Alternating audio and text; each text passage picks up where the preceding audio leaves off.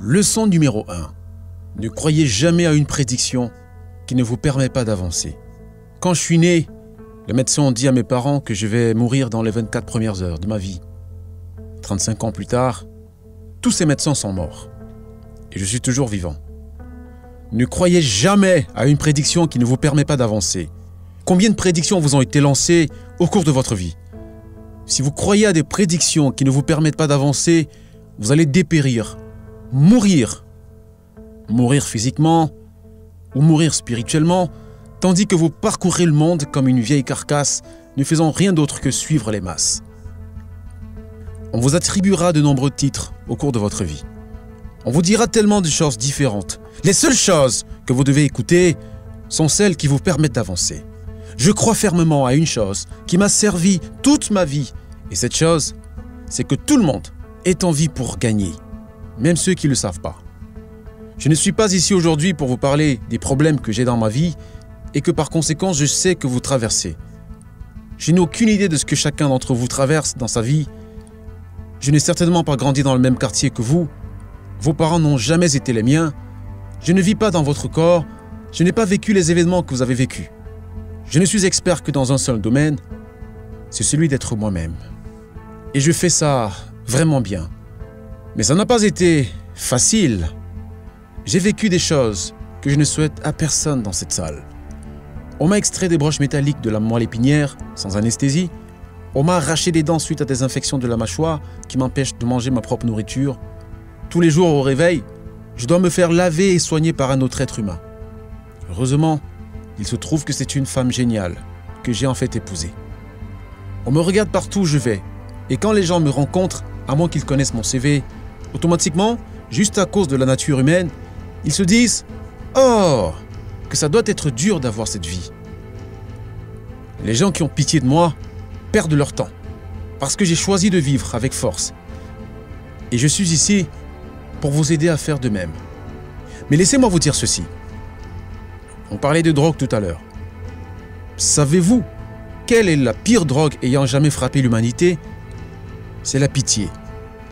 Au moment où vous éprouvez de la pitié pour quelqu'un, ou au moment où vous vous apitoyez sur votre sort, vous êtes foutu. Vous étouffez complètement votre potentiel. Nous ne pouvons pas nous plaindre et nous ne devons pas plaindre les autres. Je vais vous dire ce que j'ai choisi de considérer comme la liberté. Parce que, comme j'ai dit, on ne doit pas écouter les prédictions qui ne nous permettent pas d'avancer. La deuxième leçon du jour, c'est que vous n'êtes pas vos conditions. Ce n'est pas vous. Je ne suis pas un handicapé.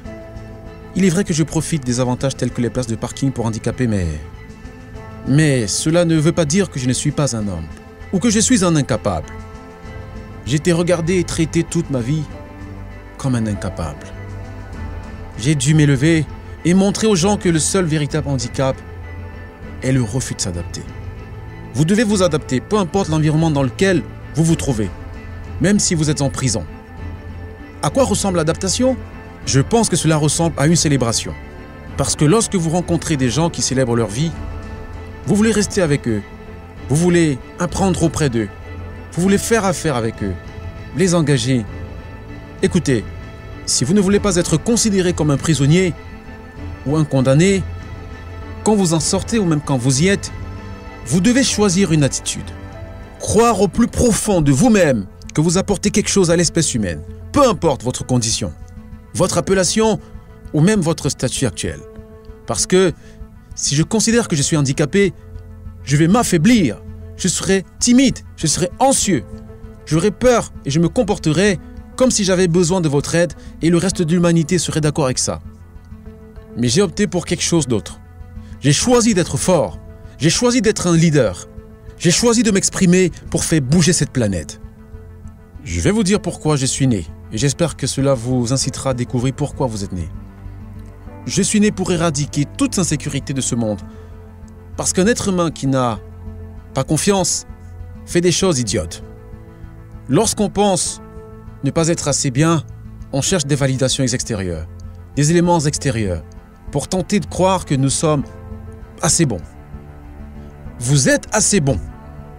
Je me suis fait la promesse en tant que thérapeute d'aimer absolument tous les êtres humains, indépendamment de ce qu'ils font. Parce qu'au fond de moi, j'ai compris que tout être humain désire seulement de l'amour.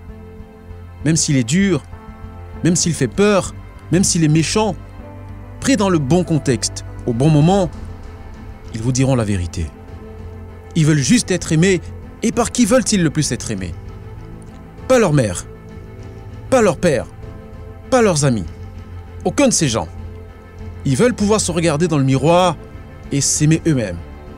Et si vous arrivez à comprendre ça, alors vous êtes bien parti. Vous ne devez pas vous apitoyer sur votre sort. Car si vous le faites, il y a une contradiction dans le fait de s'apitoyer sur son sort, c'est faire l'inverse de ce qu'il faudrait.